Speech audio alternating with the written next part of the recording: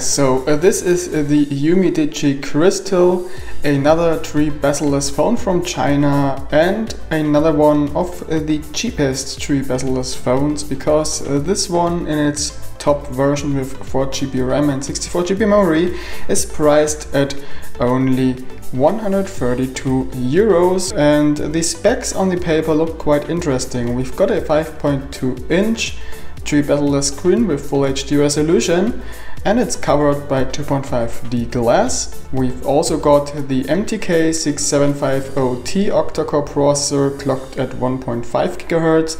We have a rear fingerprint scanner. We have a 13 megapixel Samsung main camera along a secondary 5 megapixel sensor and a 5 megapixel front camera.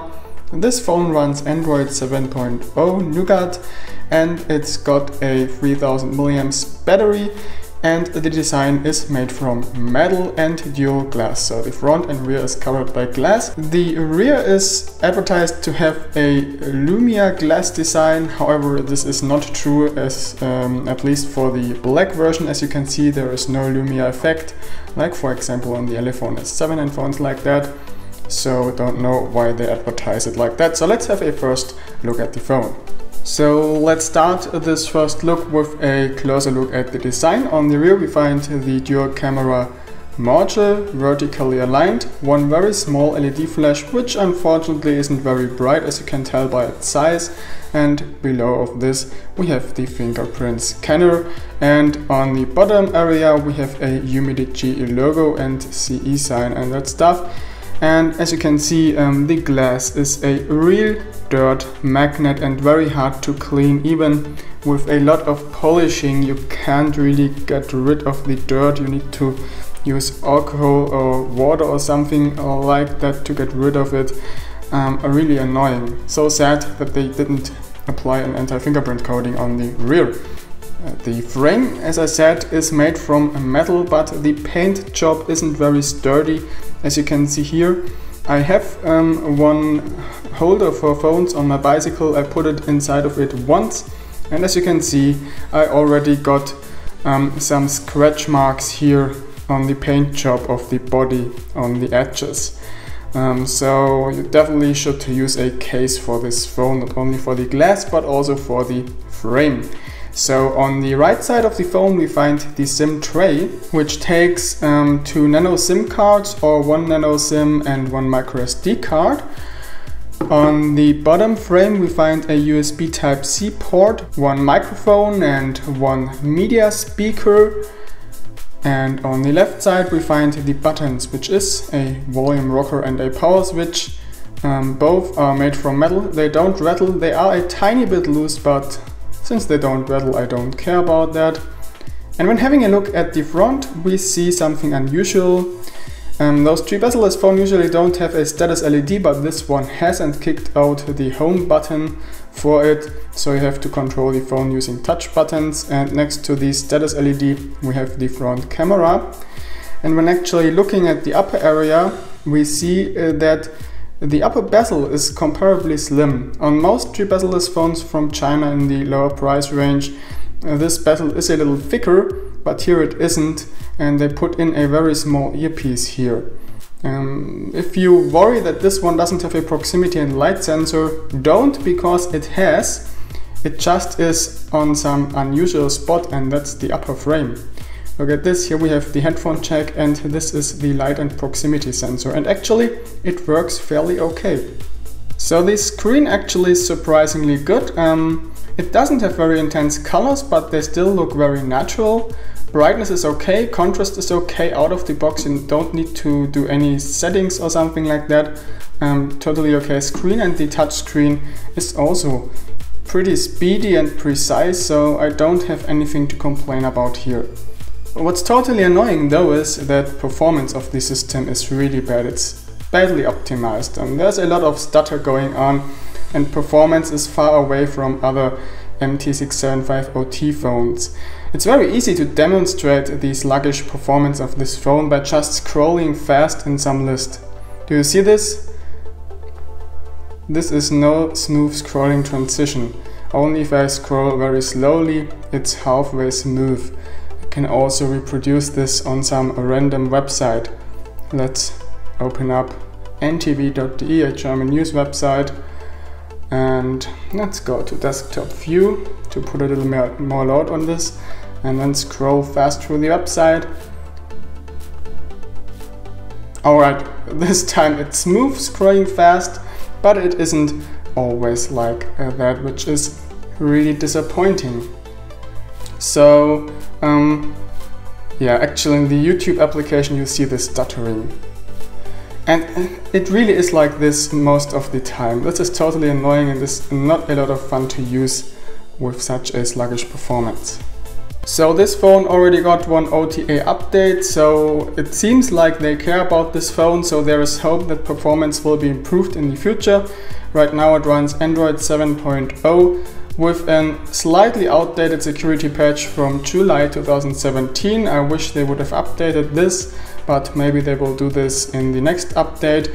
The last update has been released on September 29. What's kinda strange in the settings is that you don't have the standard MediaTek Mirror Vision settings available. Instead you have some custom screen settings, which doesn't offer that much features compared to the standard MediaTek Mirror Vision settings. So you don't have dynamic contrast and that stuff available, which is a bit disappointing, but you can change color temperature and there is a blue light defender. What's kind of annoying in the software is that there is some very annoying app management which tries to prevent apps from running in the background and constantly annoys you with notifications. So I suggest you to turn this feature off by going into settings and disable most of that stuff here. You should disable auto configure apps, auto suggestion and auto restrict apps to get rid of the notifications there. And then the phone is silent. Audio wise, the UmiDigi Crystal doesn't satisfy me. Headphone jack sounds okay, earpiece sounds okay, but the internal media speaker isn't anything good, so listening to music with this isn't the best idea when you don't use headphones. And that's kind of disappointing because they have some special audio enhancer in there, which right now I can't find. Where is it? There we go, Audio FX, and this enables you to enable some bass boost for the internal speaker, but it doesn't do much. It still sounds rather flat and, well, not good at all. I really wish they would have placed a better speaker inside of there. Reception quality is okay, but not the best. I haven't been able to get a stable 3G connection here in the building, which mostly high-end phones can do. So it's not surprising that this phone fails to do it, but since there is no full metal body, I would have wished to have a little better signal strength here. Wi-Fi is okay, it reaches about 100 Mbit per second of throughput, and if I go one floor below the router it drops to 40 Mbit per second, which is still a really good value. GPS works okay, but reception quality isn't the best there. Signal strength really isn't that good, which might be causing issues when you try to use it during bad weather conditions. As you can see, not that many satellites and the signal strength is rather low. The accuracy was only 7.7 meters, which is still okay for navigation, but you might have some issues with jumping across streets. I haven't tested this yet. I just did a quick tracking session. As you can see, sometimes it was straight on the road and sometimes it went off a bit. I will have to do some more testing on this to give a final verdict about the GPS.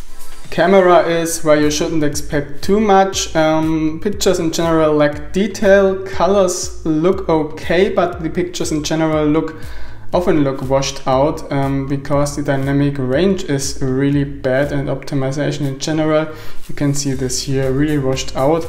And also here, totally overexposed in the background, so really not the best camera. And also the dual camera, as on pretty much all cheap Chinese dual camera phones, isn't really usable / is a fake. They just apply this blurry circle around your picture with a sharp center, which really doesn't make use of the secondary camera, but is only applied using a software effect. So there's no edge detection or anything like that. And those bokeh mode pictures most of the time look rather bad. But if you use it correctly, you can still get some decent looking shots, as you can see here. But since also the main camera doesn't perform too well, this really isn't a camera phone. Battery wise, I have mixed feelings about the UmiDigi Crystal. The battery is advertised to come with 3000 milliamps, and that's actually true. I already verified this. I measured 3200 milliamps, so it might be even a bit larger than advertised. But the battery life isn't that good. If you only use it indoors, you get around 5 hours of screen on time, which already isn't the best result, considering we are running a mid-range chipset here, or a low mid-range chipset. And here we go. And not some high-end chip. And well, along with 3000 milliamps, it should be able to reach at least 6 to 7 hours of screen on time, which it doesn't. But when you go outside and only use the mobile network, energy consumption increases dramatically, and you only get around 2 to 3 hours of screen on time, which is a pretty bad result. And this might be caused by the bad system optimization we currently have here. So let's see if this will be improved with future updates. So all in all, I have to say that the UmiDigi Crystal could have been a pretty good budget smartphone. I mean, they basically did some things right there. We have a status LED, which a lot of people missed. We have a no home button, which actually is good because on most phones this was implemented in a very bad way.